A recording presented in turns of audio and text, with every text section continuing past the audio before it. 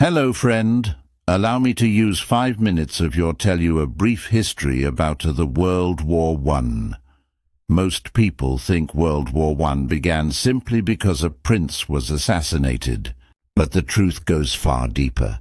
It wasn't just one bullet in Sarajevo. It was a world already poisoned by pride, secret alliances, and greed. Today, we uncover the real chain of events that pulled the entire planet into war, a war that changed history forever. Before 1914, Europe was a ticking time bomb. Great Britain ruled the seas. Germany was rising fast, building ships to challenge British power. France wanted revenge for a lost war in 1871.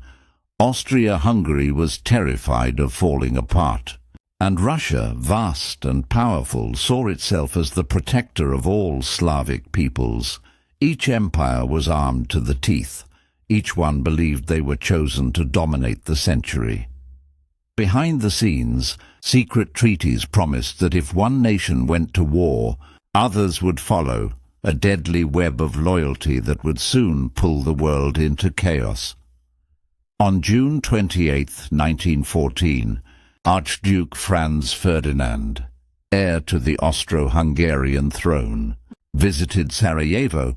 A group of Serbian nationalists, angry about Austrian control, plotted to kill him.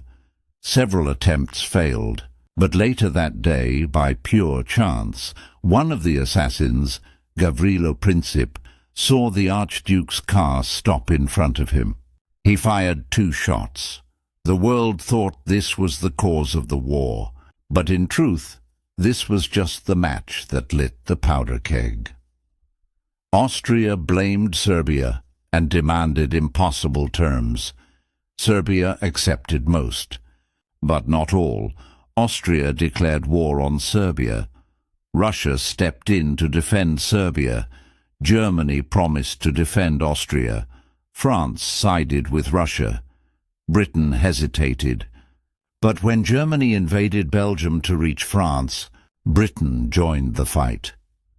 Within days, almost all of Europe was at war, not because anyone wanted it, but because no one wanted to appear weak. This was the first global war built not on morality, but on pride.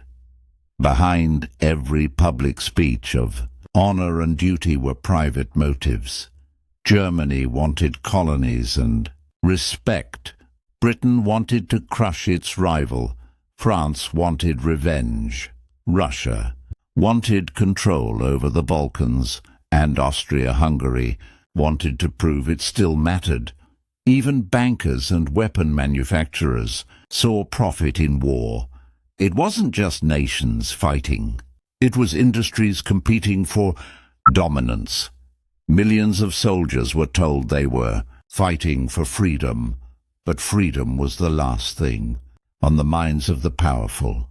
Some historians call World War I the war that ended innocence. But spiritually, it exposed something deeper, the human heart's hunger for power. Jesus once said, "Nation shall rise against nation." The Great War wasn't just politics, it was prophecy unfolding, showing what happens when pride replaces peace. In every empire that rose and fell, we see the same lesson. When the smoke cleared in 1918, over 16 million people were dead. Empires collapsed.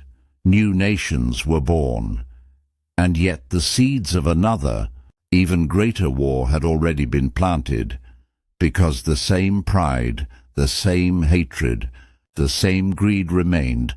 World War I didn't end war. It only taught men how to fight it better. So next time someone says the Great War started because one man was killed, remember this. It wasn't a bullet that caused the war.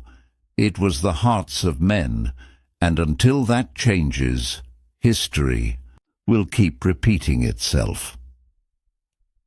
World War I didn't begin with a single shot. It began with pride, fear, and ambition. Do you think history is repeating itself today? Let me know your thought in the comment section, and I'll tell you if your country was part of the World War II. But the war didn't end the story. It only set the stage for the next one. What if I told you the seeds of World War II were planted right here? Stay tuned, and don't forget to like, share, and subscribe so you don't miss what happens next.